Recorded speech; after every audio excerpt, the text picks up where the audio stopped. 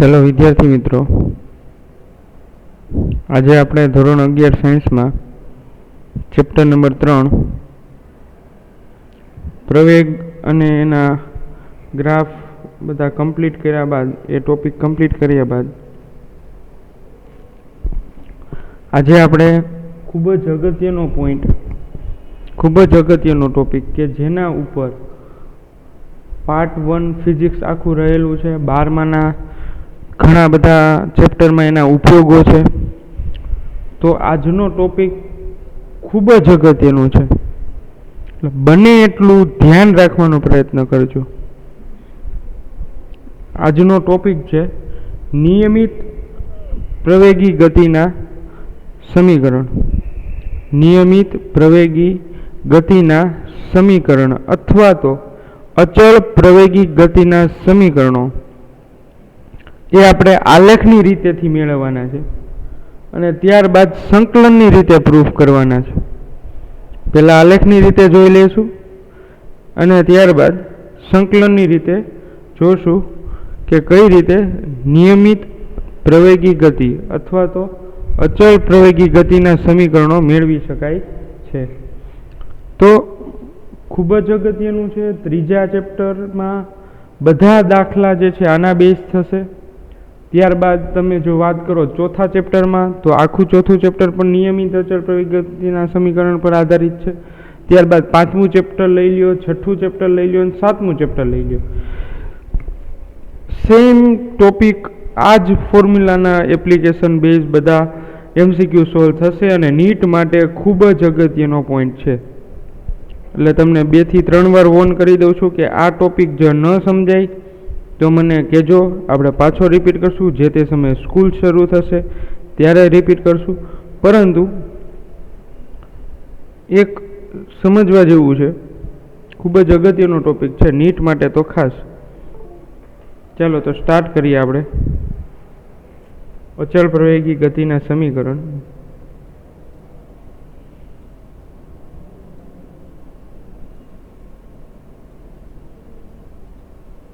નિયમિત પ્રવેગી ગતિના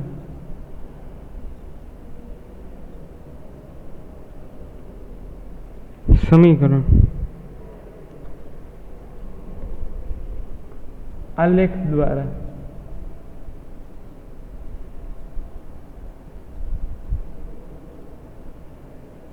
સમજૂતી અથવા તો આલેખ દ્વારા તારવો। ચલો તો પહેલા તો આને સમજવા માટે આપણે જે આલેખ દોરવો પડશે એ છે V વર્સિસ T। આ આલેખ છે V વર્સિસ T। આના દ્વારા તમે સમજાવી શકો છો નિયમિત પ્રવેગી ગતિના સમીકરણ। તો હું આલેખ દોરવાની ટ્રાય કરું છું। Graph V versus T।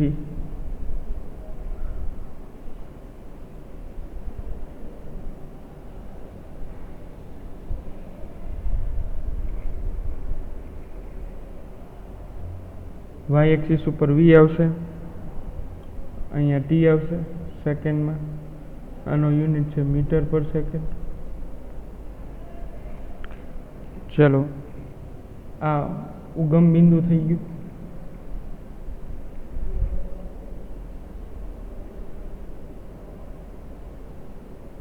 આવી રીતે કંઈક ગ્રાફ પ્લોટ થાય છે।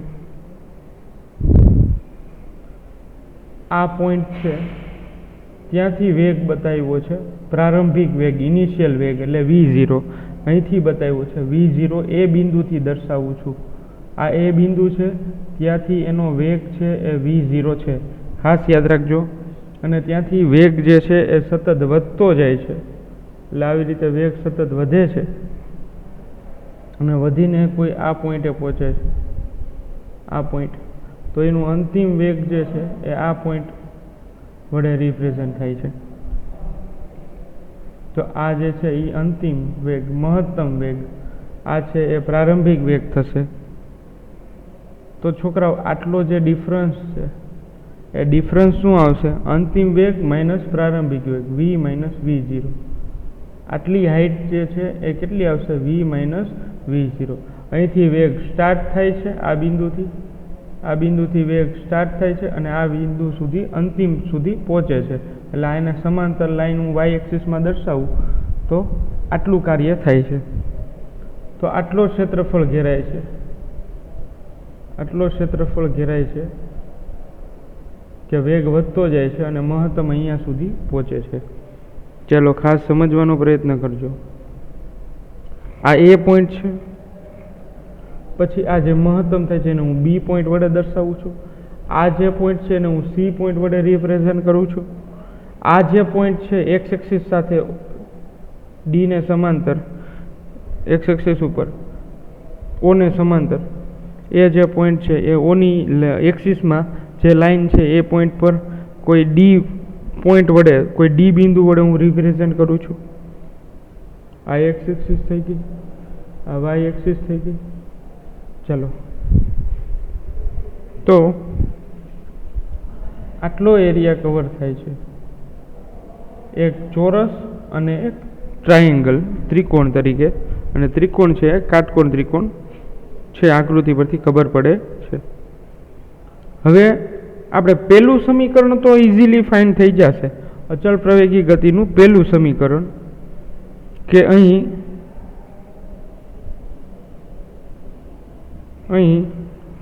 t બરાબર 0 સમય હોય, અહીં t બરાબર 0 સમય હોય તો ત્યારે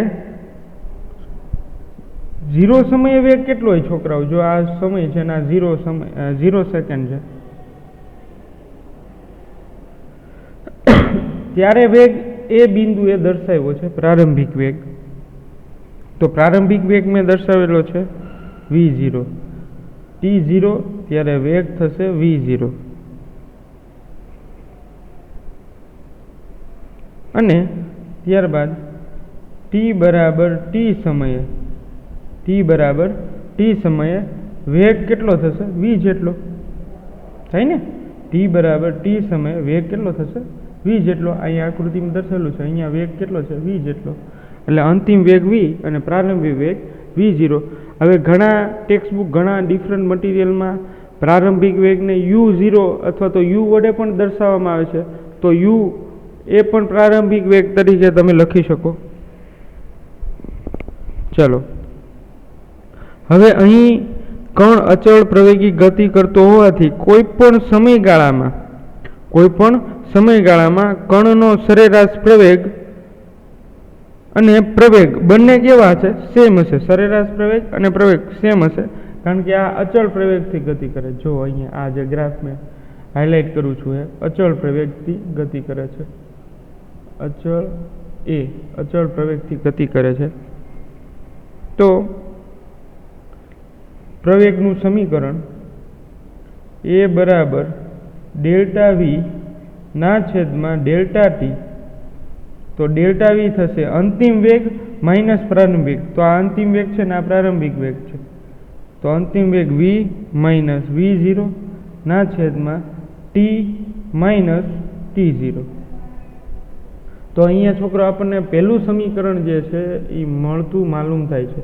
પહેલું સમીકરણ અચળ પ્રવેગી ગતિનું પહેલું સમીકરણ મળે છે આપણને આ રીતે કંઈક, a equal to v minus v0 ના છેદમાં t આવે ને. એટલે આમ પર લખી શકાય v minus v0 equal to t, સામેની બાજુ મલ્ટીપ્લાય થશે એટલે at આવું થશે. v minus v0 equal to at. ત્યારબાદ તમે આને આમ પણ લખી શકો, v equal to v0 plus at, કારણ કે આને જે છે એ સામેની બાજુ લઈ જાઉં તો માઇનસનું થશે પ્લસ, એટલે v equal to v0 plus at. આ નંબર આપી દો સમીકરણ નંબર 1. તો આ અચળ પ્રવેગી ગતિનું અથવા તો નિયમિત પ્રવેગી ગતિનું સમીકરણ નંબર 1 થશે. ચલો, સમજાય? હવે આપણે બીજા સમીકરણ મેળવવા માટે ગ્રાફની ફૂલ જરૂર પડશે. ગ્રાફ સમજવો પડશે અને ગ્રાફમાં જે બે ક્ષેત્રફળ ઘેરાય છે, એક લંબચોરસનું ક્ષેત્રફળ અને એક ત્રિકોણનું ક્ષેત્રફળ.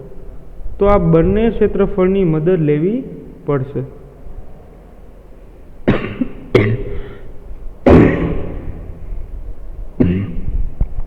Sorry for disturb. તો જોઈએ કે ટી સમયમાં કરેલ સ્થાનાંતર, કોઈ પદાર્થે ટી સમયમાં કરેલ સ્થાનાંતર અને એનાથી ઘેરાતું ક્ષેત્રફળ. તો અહીંયા લખું છું લંબચોરસનું ક્ષેત્રફળ કેટલું ઘેરાય છે. લંબચોરસનું ક્ષેત્રફળ, ચાલો લંબચોરસનું ક્ષેત્રફળ જે છે એ આકૃતિમાં જોઈએ તો લંબચોરસ OACD, આ OACD, ચાલો લંબચોરસ આની વાત છે. આ પહેલું ક્ષેત્રફળ અને આ જે છે એ બીજું ક્ષેત્રફળ આવશે. તો પહેલા ક્ષેત્રફળની વાત છે OACD. ચલો રહી ગયા યાદ. તો આના માટે આનું ક્ષેત્રફળ જે છે એ કેટલું મળે, તો કે આનું ક્ષેત્રફળ મળશે મને, ક્ષેત્રફળ લંબચોરસનું શું થાય, લંબાઈ ગુણ્યા પહોળાઈ, લંબાઈ ગુણ્યા પહોળાઈ. તો આનું ક્ષેત્રફળ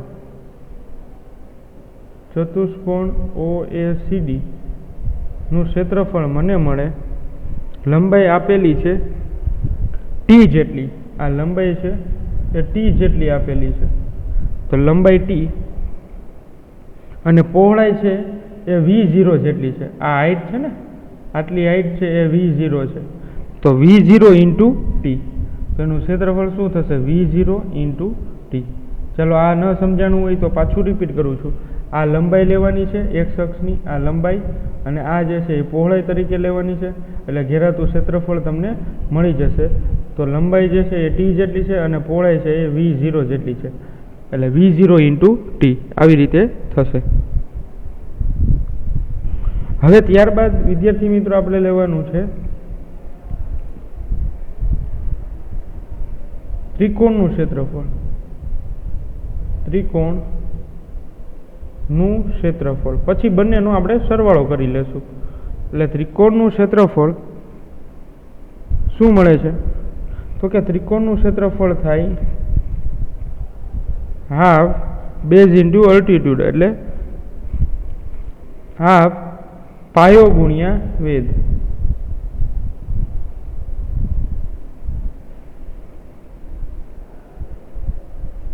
ચલો થશે.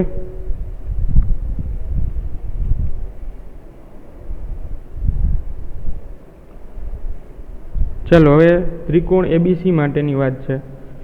ત્રિકોણ ABC માટે આ ફોર્મ્યુલા યુઝ કરવાનું છે. એનો પાયો લેવાનો છે અને એનો વેધ લેવાનો છે. ચલો તો વિદ્યાર્થી મિત્રો આગળ વધીએ. આમાં ABC ના ક્ષેત્રફળ લઈએ આપણે. તો ત્રિકોણ ABCનું ક્ષેત્રફળ બરાબર 1/2. હવે એનો પાયો જે છે એ T જેટલો જ છે. જો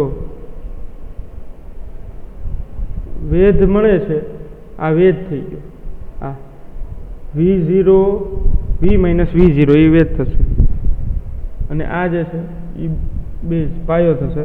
તો એ કેટલો છે, T જેટલો. તો આમ આવશે ને V minus V0 into T, V minus V0 into T. તો આવું સમીકરણ મળે. સાદુરૂપ આપીએ આમાં તો બંનેનો સરવાળો કરવાનો છે, તો તમને સ્થાનાંતર મળશે. પદાર્થે કરેલું સ્થાનાંતર કેટલું મળે, તો કે બંનેના ક્ષેત્રફળ, બંનેનું જેટલું ક્ષેત્રફળ ઘેરાય છે એટલું, એટલે x બરાબર ચતુષ્કોણ અથવા તો લંબચોરસ OACD પ્લસ ત્રિકોણનું ક્ષેત્રફળ ABC. આ બંનેનો છોકરાઓ સરવાળો કરશું તો આપણને x એટલે કે સ્થાનાંતર કેટલું કરેલું છે કોઈ પદાર્થે અચળ પ્રવેગી ગતિ દરમિયાન કેટલું સ્થાનાંતર કરેલું છે એનો બેઝિક આઈડિયા આવી જશે. તો x ઇક્વલ ટુ લખી શકાય, બંનેનો સરવાળો જ કરવાનો છે એટલે v0t plus half v minus v0 અને ઇન્ટુ t. અહીંયા નીચે પાછું વ્યવસ્થિત લખું છું, x equal to v0t plus half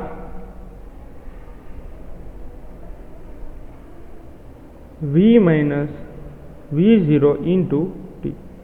હવે છોકરાઓ આટલું સમીકરણ જુઓ, ક્યાંક નજર પડતી હોય, ક્યાંક જોયેલું હોય એવું લાગે છે. v માઇનસ v0 ની કિંમત ક્યાંક આવી ગઈ છે.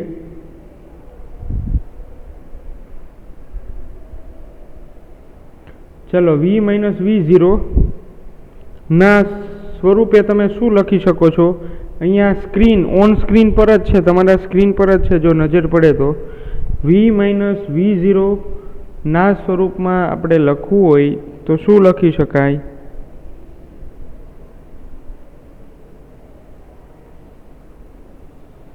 v માઇનસ v0 જોઈએ તો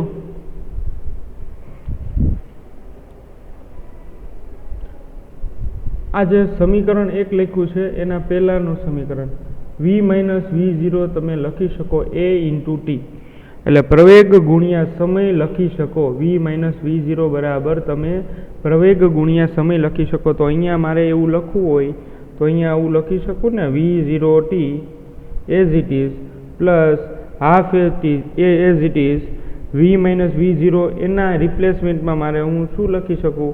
a t લખી શકું અને ઇન્ટુ t તો છે જ. તો આપણને નવું સમીકરણ એટલે કે અચળ પ્રવેગી ગતિનું બીજું સમીકરણ અહીંયા મળતું જણાય છે. v0t પ્લસ હાફ a અહીંયા મલ્ટીપ્લાય કરો એટલે શું થશે? at square. તો આપણને સમીકરણ મળી ગયું છોકરાઓ, x minus v0t plus half at square. ચાલો તો આ સમીકરણ નંબર 2 થશે.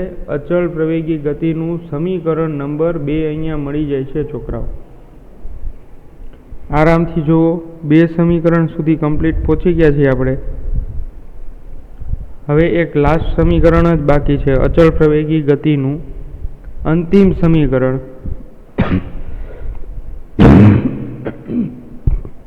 Sorry for disturb. હવે અહીંયા ગ્રાફ પરથી જ આખો ક્વેશ્ચન સોલ્વ કરવાનો છે.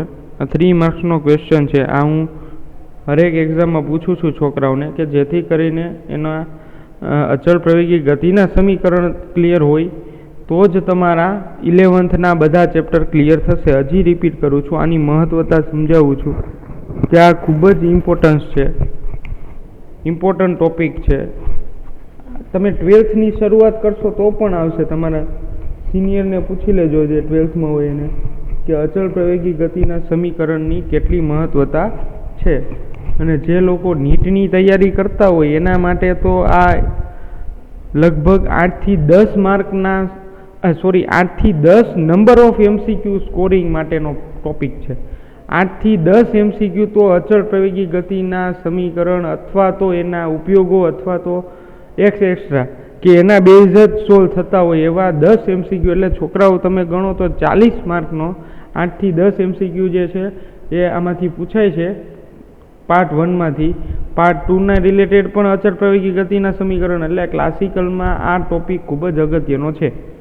એટલે જ આપણે થોડો ટાઈમ લઈને તમને સમજાવવાનો પ્રયત્ન કરી છીએ.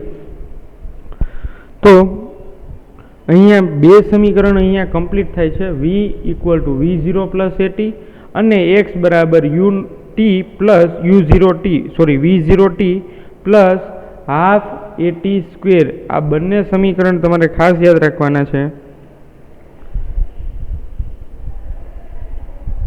ચલો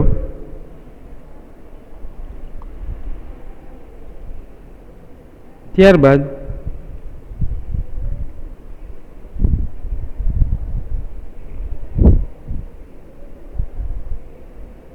હવે સમીકરણ છેલ્લું મેળવવાનું છે, અચળ પ્રવેગી ગતિનું આપણે લાસ્ટ ફોર્મ્યુલા મેળવવાની છે. તો એના માટે જોઈએ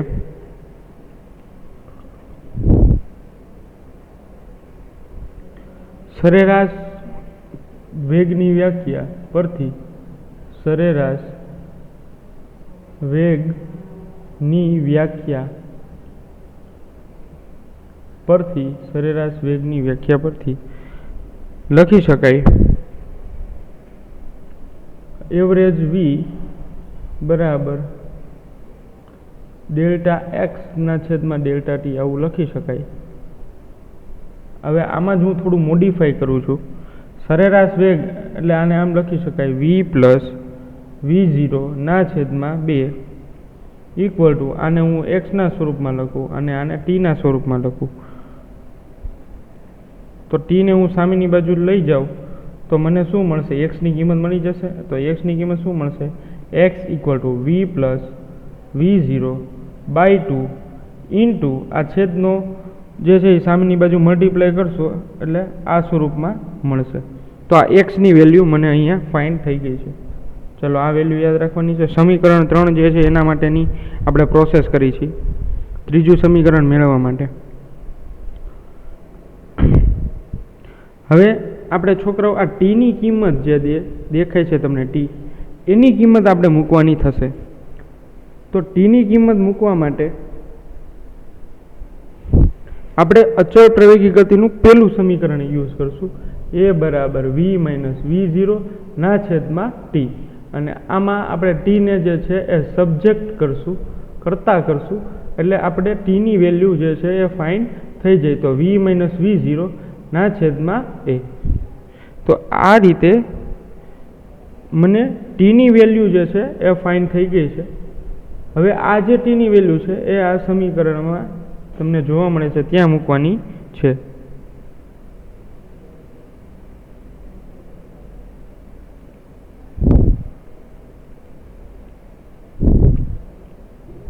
ચલો તો શું મળશે? X equal to v plus v0 by 2 into ટીની કિંમત શું મળશે વિદ્યાર્થી મિત્રો? v minus v0 divide a erase કરી નાખું.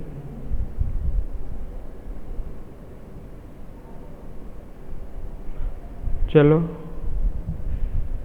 એ મળે છે.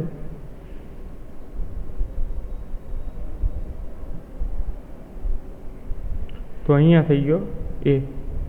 ચલો હવે સાદરૂપ આપતા જઈએ તો આ 2a ને જે છે હું સામેની બાજુ લઈ જાઉં એટલે આમ આવશે ને 2ax ઇક્વલ ટુ હવે v પ્લસ v0 અને મલ્ટીપ્લાયમાં v માઇનસ v0 આવું સમીકરણ છે. તો આ તફાવતના રીતે અવયવ જેવું લાગે છે. તફાવત અવયવ 10મા ધોરણમાં આવી ગયું. તો આને હું આ રીતે લખી શકું છું કે 2ax equal to v square minus v0 square. આ રીતે હું લખી શકું ને. તો આ સમીકરણ નંબર થઈ ગયું 3. તો આ અચળ પ્રવેગી ગતિના સમીકરણનું ત્રીજું સમીકરણ મળે છે. ચલો તો થઈ જાય વિદ્યાર્થી મિત્રો. v square minus v0 square equal to 2ax આ સમીકરણમાં છે. અહીંયા હું પાછા રિપીટ કરી દઉં છું ત્રણેય સમીકરણ. એમાં પહેલું સમીકરણ મળે છે v equal to v0 plus at. તો આ થશે પ્રારંભિક વેગ, આ થશે અંતિમ વેગ, આ પ્રવેગ અને આ સમય. ચલો ત્યારબાદ બીજું સમીકરણ મને આવું મળે છે. સ્થાનાંતર મળે છે x ઇક્વલ ટુ, જ્યારે સ્થાનાંતર મેળવવાનું હોય ત્યારે આનો ઉપયોગ થશે. બીજું સમીકરણ x equal to v0 t plus half at square. ચલો આવું સમીકરણ મળે છે. બીજું સમીકરણ x = v0t plus half at square. અને થર્ડ તમે નીચે જોવો જ છો v સ્ક્વેર, આને આમ પણ લખી શકાય v square minus v0 square equal to 2ax. તો જુદા જુદા સમીકરણ, 3 સમીકરણમાંથી પૈકી તમે જેવી જરૂરિયાત, વોટ ફોર નીડ, જેવી આપણી જરૂરિયાત કે આપણે કઈ જરૂર પડે છે, કઈ વસ્તુ ફાઇન્ડ કરવી છે, તો એના માટે ફોર્મ્યુલા જુદા જુદાનો ઉપયોગ કરવો પડશે. જુદા જુદા સૂત્ર પરથી આપણે જુદી જુદી અજ્ઞાત વેલ્યુ મેળવી શકીએ છીએ. જેમ કે પ્રવેગ મેળવવો હોય, સમય મેળવવો હોય, પ્રારંભિક વેગ મેળવવો હોય, અંતિમ વેગ મેળવવો હોય, તો આ બધા ડિફરન્ટ પોઈન્ટ તમે મેળવી શકો છો. તો અહીંયા આપણે અચળ પ્રવેગી ગતિના સમીકરણ જે છે એ કમ્પ્લીટ કરીએ છીએ. હવે આપણે અચળ પ્રવેગી ગતિના જ સમીકરણ મેળવવાના છે, પરંતુ સંકલનની રીતે, ઇન્ટિગ્રેશનની મેથડથી આપણે અચળ પ્રવેગી ગતિના સમીકરણ મેળવવાનો પ્રયત્ન કરશું.